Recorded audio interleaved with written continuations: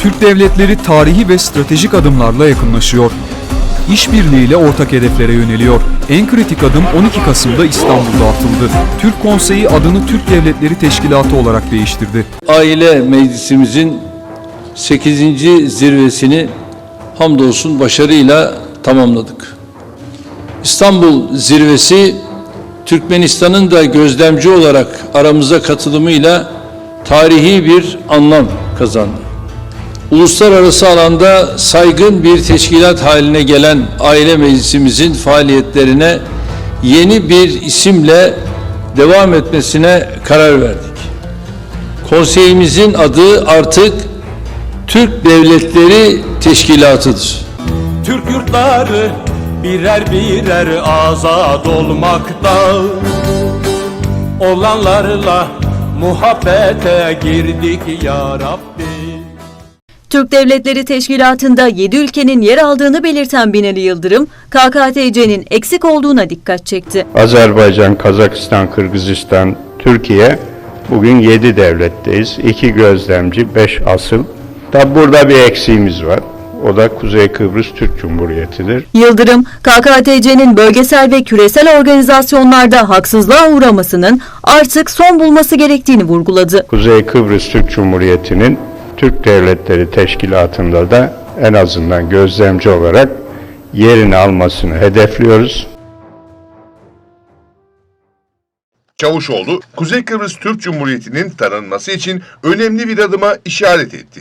Şimdi Kuzey Kıbrıs Türk Cumhuriyeti, Türk Devletleri Teşkilatı'nda gözlemci statüsü elde etmek için başvurusunu yaptı.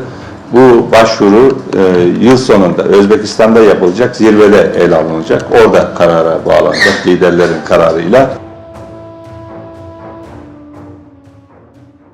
Kazakistan ve Azerbaycan'ın teklife onay verdiklerini ilettiler.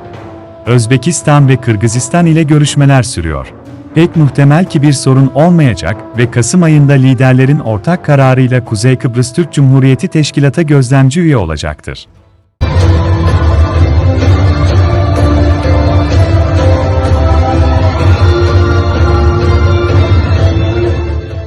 Türk Devletler Teşkilatı zirvesi 11 Kasım'da Özbekistan'ın Semerkant şehrinde yapılacak.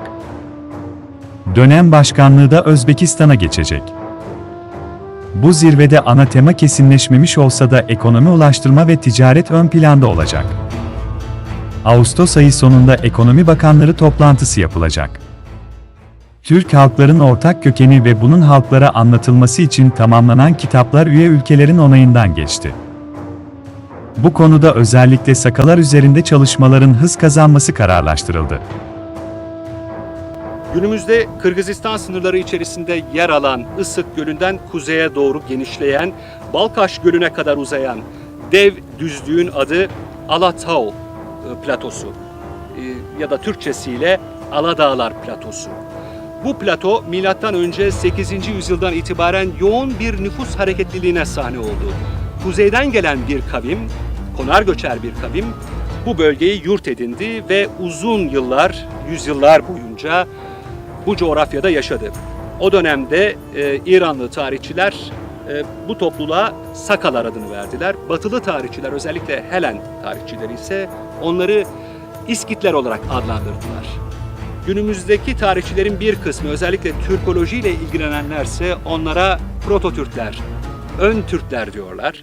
11 Kasım'daki zirvede Alişir Nevai ödülleri ilk kez sahiplerini bulacak.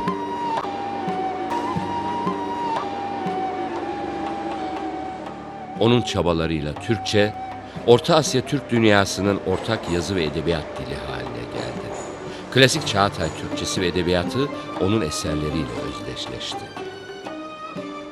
Bir müzeye, bir üniversiteye, bir şehre, bir metroya adının verilmesi bir şey değildir.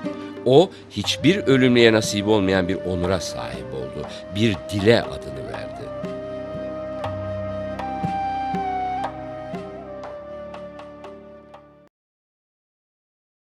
Bir diğer önemli anlaşma hizmetler ve yatırımlar hakkında serbest ticaret anlaşması imzalanacak. Bu belge iç ticaretin artırılması için önemli. eşyalar dışında hizmet ve yatırımlar gümrüksüz değiştirilebilecek. Bu ortak gümrük birliğinin önceki aşaması. Ortak hedeflerimize ulaşabilmemiz için ticaret anlaşması EKOTA'yı yürürlüğe koymalıyız. İstanbul'da ev sahipliği yaptığımız Ekobank'ta kurumsal ve mali kapasitenin artırılması suretiyle tüm teşkilat üyelerinin katılımıyla kalkınmamızda daha önemli işlevler yerine getirilebilir. Orta koridorun faaliyete geçirilmesi için gümrüklerde kolaylık sağlayacak bir anlaşma da masada olacak. Türk Konseyi bunu ana koridor olarak görmek istiyor.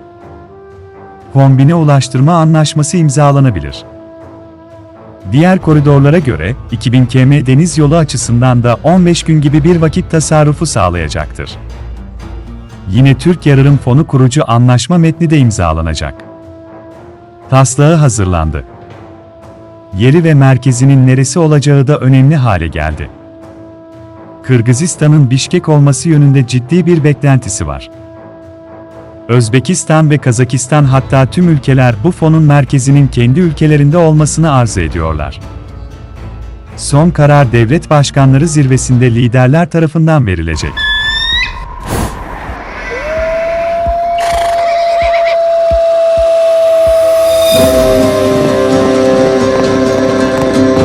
Geliyorlar. Aynı toprağın torunlarıyız. Ruhumuzda özgürlük, cesaret, sevgi ve korkusuzluk var.